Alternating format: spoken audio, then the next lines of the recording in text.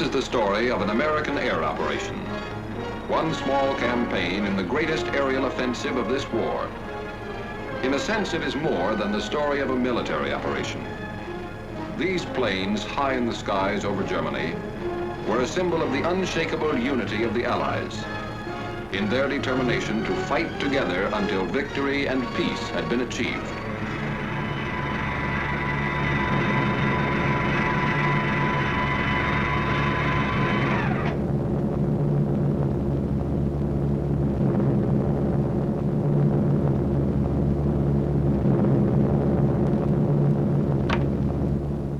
June 2nd, 1944. On this day, 650 American flying fortresses inflicted severe damage on German defenses along the invasion coast.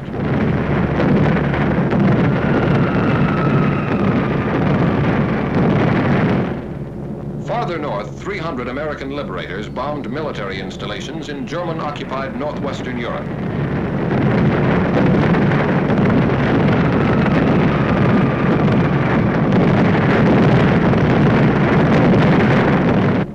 Was heavy over some targets. 8 of our planes did not return to their bases. On this same day, June 2nd, 1944, a task force of 150 flying fortresses, escorted by 70 fighter planes, attacked railroad and marshalling yards at Debrecen, Hungary. None of these planes returned to their bases on this day. June 21st, 1944. 300 liberators bombed the Focke-Wulf 190 engine factory at Bosdorf, Germany.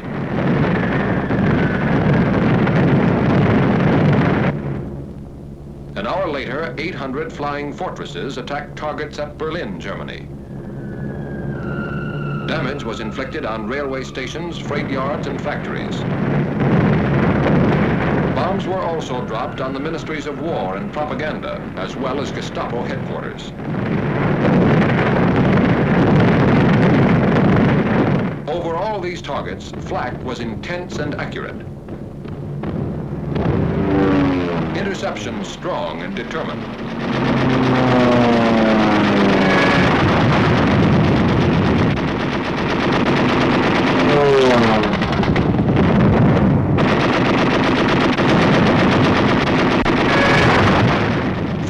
German planes were shot down.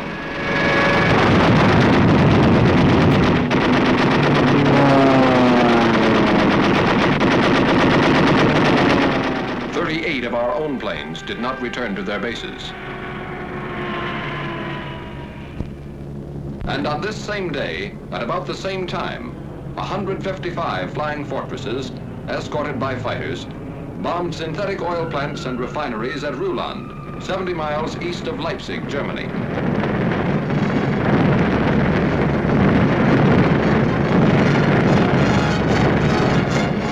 As on June 2nd, none of these planes returned to their bases on this day. This was not a coincidence, and these planes were not lost in action. This had been decided 6 months before, on December 7th, 1943, when at Tehran, the leaders of the three major Allied powers had declared their complete agreement as to the scope and timing of operations from the east, west, and south. Operations from the east, west, and south. Operations on land, on sea, and in the air. The USSR agrees to furnish bases in Russia for the use of the U.S. strategical air forces in Europe, such bases to be used for shuttle bombing operations. Operation Titanic. Shuttle bombing. With American air bases in Russia, our bombers based in England and Italy could attack objectives in Central Europe, the Balkans, or Eastern Germany, land in Russia, refuel, reload, and bomb additional enemy targets on their return trips to their home bases. Operation Titanic. A triangular superhighway in the sky. With shuttle bombing, flying distances from England to some extreme points in eastern Germany and Poland, and from Italy to some points in German-occupied Hungary and the Balkans, would be reduced by a third. Reduced flying distance means reduced danger. For while planes on the shuttle route would have already landed, planes making the round-trip run still have to face flak, interception, or engine failure. With shuttle bombing, strategic targets of importance to the Red Army could be bombed by American planes operating from Russian bases. With shuttle bombing, Germany and the Luftwaffe could never be quite sure where the next Allied air blow was coming from, or going to.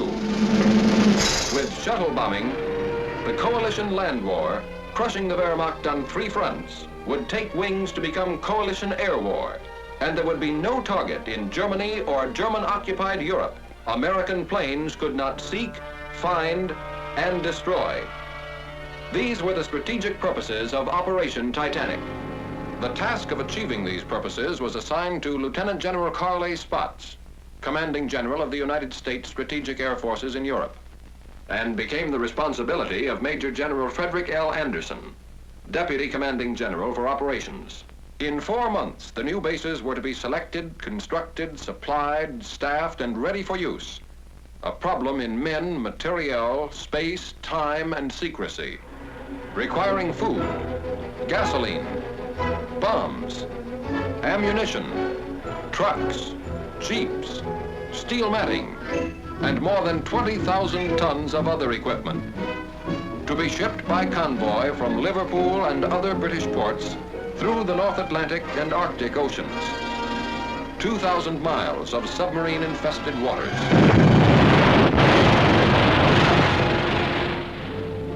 Then from Murmansk, the Soviets' Arctic ice-free port, by rail.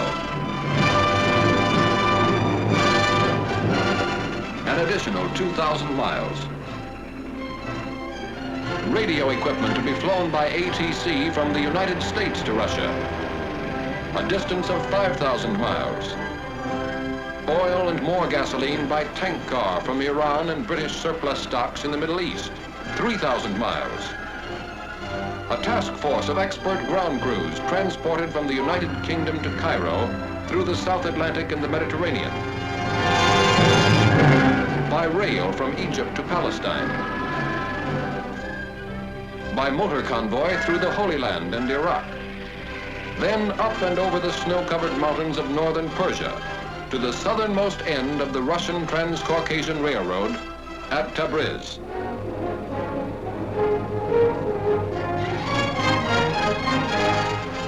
Finally, by special train over the Caucasian Mountains to their new headquarters somewhere in Russia. A secret journey of more than 7,000 miles. By the end of 4 months, the bases were ready. And Ambassador Averill W. Harriman and Major General John R. Dean, head of the United States military mission at Moscow, landed on the first American air base on Russian soil. Now, with preparation and organization completed, the task of transforming theory into reality was assigned to the 8th American Air Force, based somewhere in England, and the 15th Air Force, based somewhere in Italy. Early in the morning of June 2nd, crews of bomber and fighter commands of the 15th Air Force were assembled to be briefed for a special mission. A special mission for pilots, navigators, bombardiers, and gunners. And finally, a special word of farewell from Major General Twining, Commanding General of the 15th Air Force. I do not have to impress you with the importance of this mission to the Russian bases. I'm sure you are fully aware of this important event.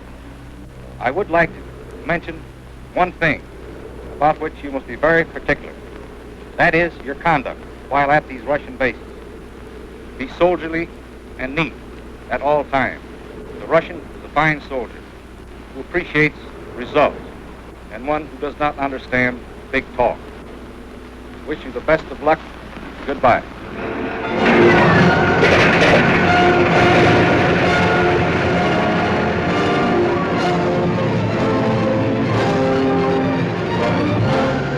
At 0600 hours, the bombers took off. with Lieutenant General Ira C. Aker, Commanding General of the Mediterranean Allied Air Forces, in personal command of the task force, the fortresses left the ground with clockwork precision. One fort every 30 seconds.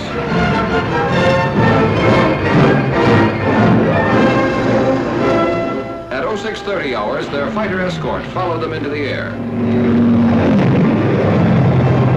70 planes in 17 and a half minutes. At 0730 hours, the bombers and the first relay of fighters made rendezvous over the Adriatic, and Titanic 1 was on its way. If the shuttle route to Russia was equally practical from England, was now to be proved by the 8th Air Force. 0100 hours, the morning of June 21st. Somewhere in England, Titanic 2. At 0530 hours, the heavily loaded bombers took off into the fog of an English dawn.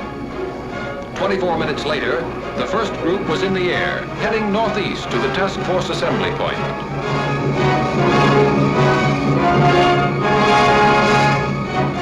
At 0800 hours, 2 by 2, the last relay of fighters left the ground.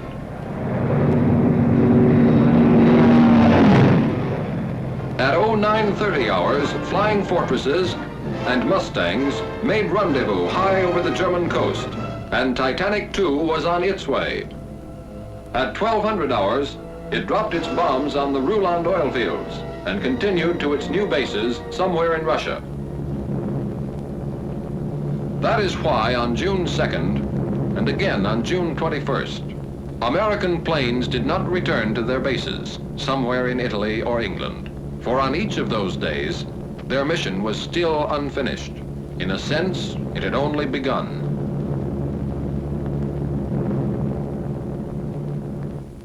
$1,500 hours. What was left of our target was a good 3 hours behind us. But we were still in enemy skies, and we could see the P-51s that were escorting us all the way in, prowling in the skies above. They called us Big Friend. We called them Little Friend. And it was a very pleasant feeling to have them around. About 1600 hours, we saw our red-nosed little friends pull away. A couple of minutes later, our navigator, the little man with the big maps, made with the instruments, and gave us the good word. Navigator to crew. Navigator to crew. It won't be long now. We're over Russia. Over Russia. From the sky, all countries look alike. But this was friendly country. That meant no more flak, no danger of interception. Solid ground not too far away.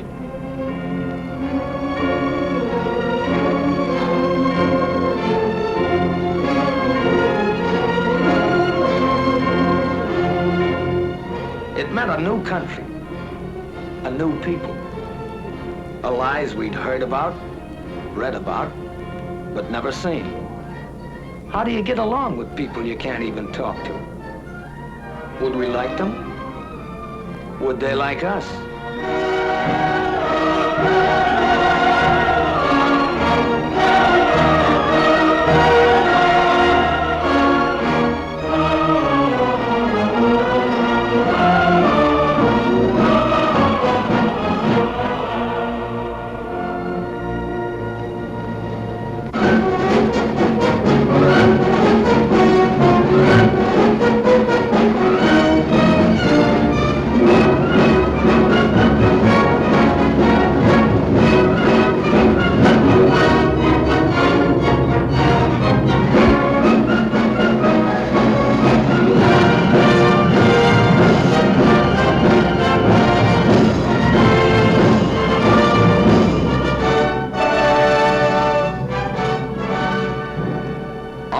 The task force are General Walsh and General Permanoff, the American and Russian COs.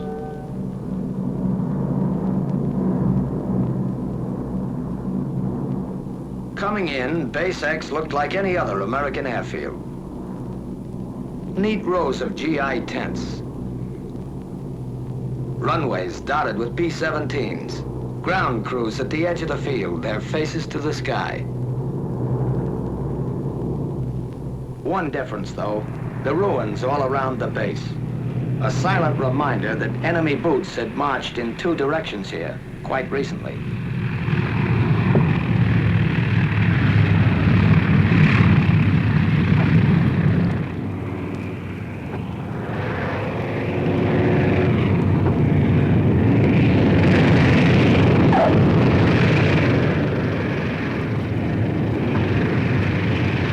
The forts follow each other down, a third of a world away from home. Wheels made in Akron touch steel matting made in Pittsburgh on an American landing field in Russia.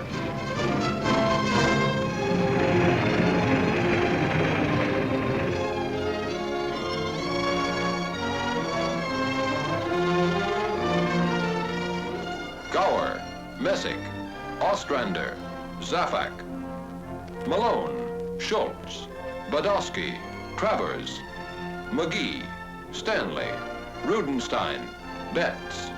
1,000 tourists from 48 states on a short visit between two jobs.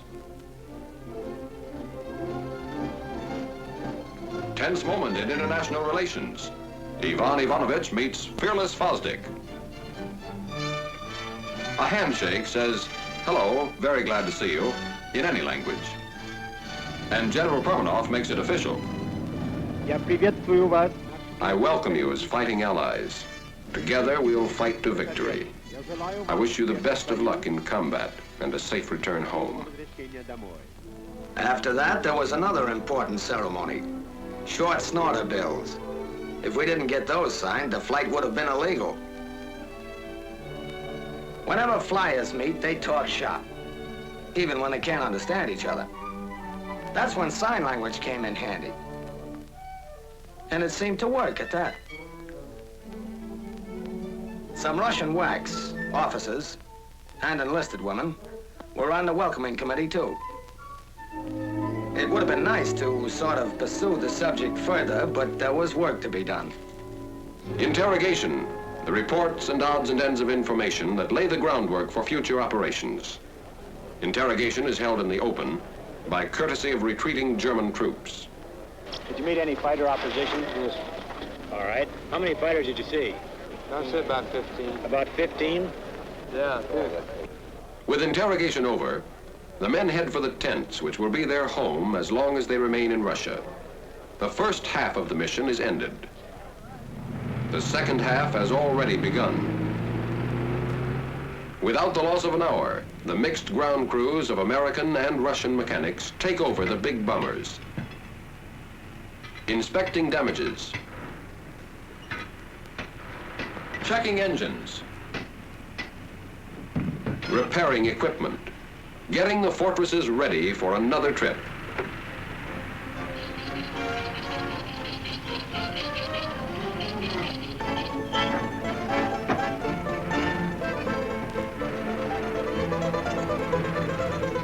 Okay. Spasiba. Kuchnia. Kuchnia stands for kitchen. Kitchen stands for chow. And even in Russia, you stand in line for it.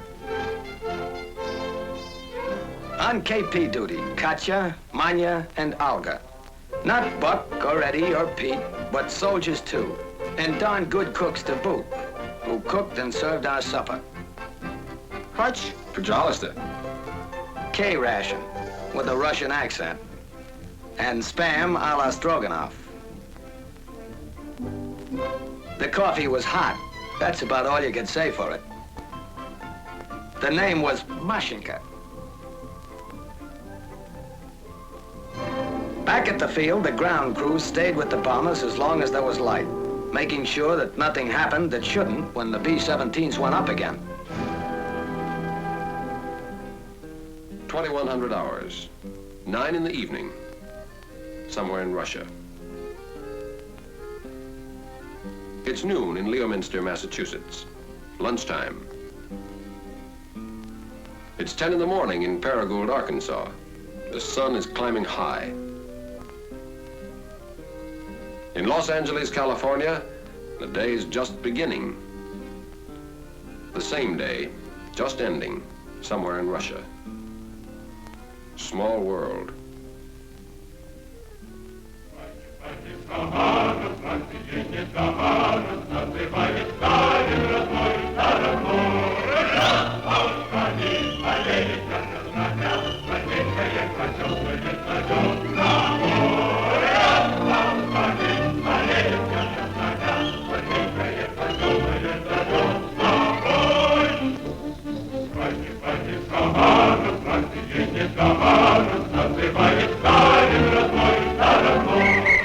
Another day, just beginning, somewhere in Russia.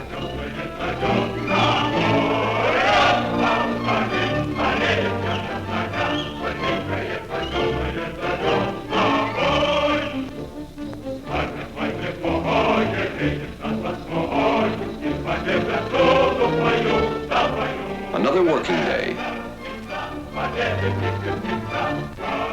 Another day of war. At headquarters, American officers headed by Colonel, now General Albert A. Kessler, and their Russian colleagues plan the next mission. Objective, the destruction of one of several strategic targets in the path of the Red Army. The target is selected. Weather permitting, mission tomorrow. A task force of this size needs gasoline, more than 350,000 gallons of it. Ammunition, more than 1 million rounds. Bombs, more than 500 tons. And more than 50,000 American and Russian man-hours of servicing and preparation. While the ground crews got the forts and fighters ready, our time was our own. Some of the fellows took advantage of a sunny morning and put on an exhibition of the national pastime. Some thought they'd teach the Russians another American pastime.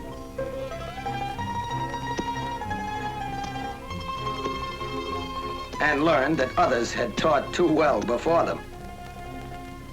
Some tried to bridge the distance home. To let the folks know their wandering boy was somewhere in Russia last night.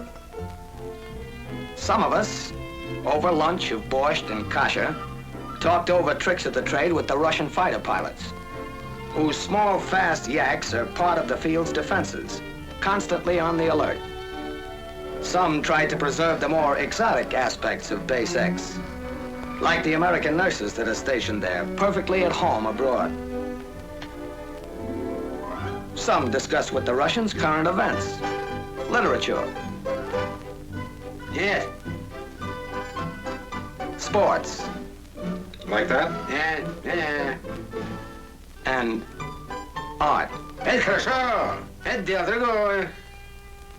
Some moseyed over to a nearby pasture and found out that milking a cow in Russia is no different than it is in Iowa. And some of us, explorers at heart, decided to see Russia.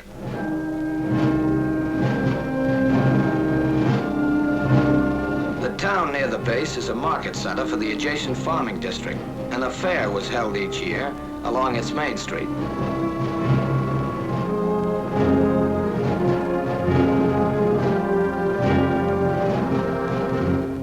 The factory section. Principal industry, the manufacture of leather goods. The Ukrainian Museum, well known for its collection of historical treasures and valuable objects of art. The grave of the famous Ukrainian writer, Korolenko, and his home. The population of the town, 130,000 at the last census, has varied in recent years, and there has been a certain decline in the number of children of school age. Those who have remained, or who have returned from the interior, have recently developed a fondness for an American import known as chvachka. Translation, gum. On the way back to the base, a few miles from the town, there's a monument to a Russian victory over an invading army 200 years ago. Das ist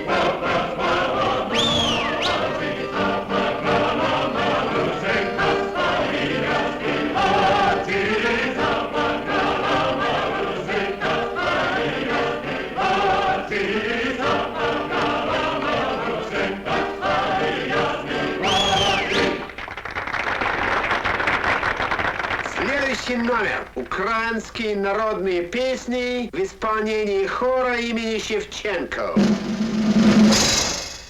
Next number. Ukrainian folk songs by the Shevchenko Choir.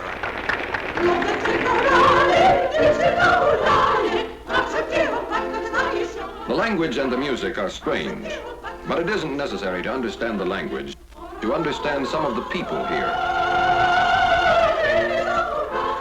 The show marks the beginning of the end of this American visit to Russia. Most of the men are already looking back, remembering.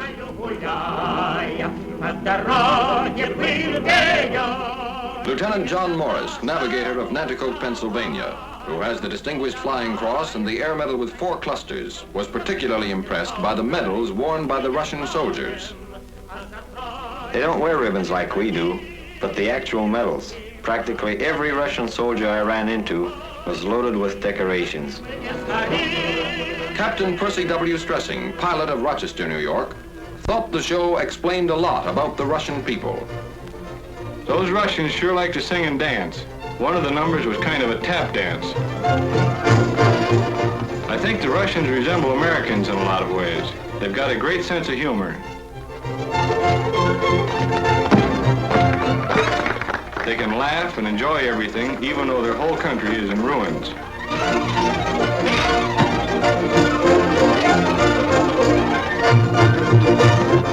Major Samuel Davis, command pilot of Boston, Massachusetts.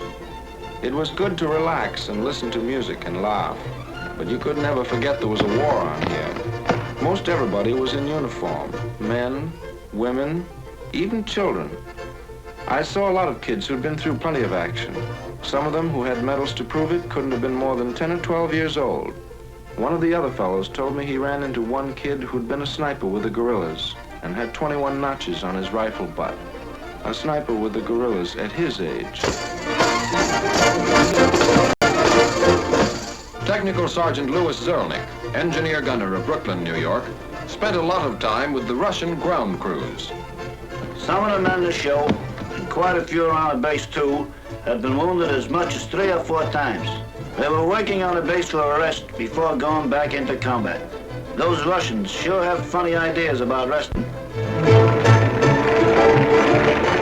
Staff Sergeant John E. Gagan, tail gunner of Paterson, New Jersey.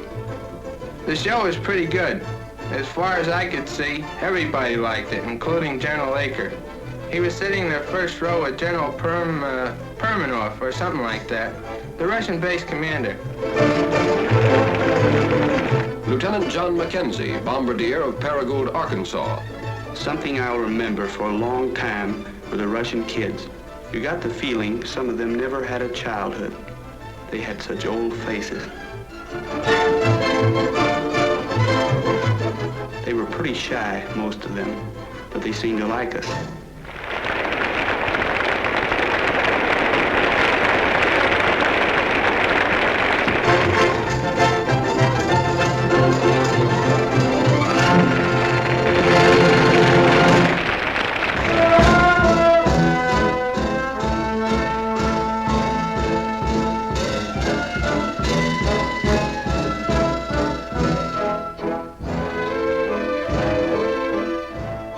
Sergeant Clinton Miller, engineer gunner of Montvale, New Jersey. The Russians like their dance music slow and sentimental, mostly waltzes.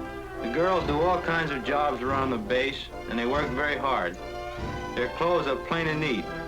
They don't use makeup as a rule, but some of them wear lipstick. I remember one girl who was in charge of an ACAC crew. She had 12 enemy planes to her credit.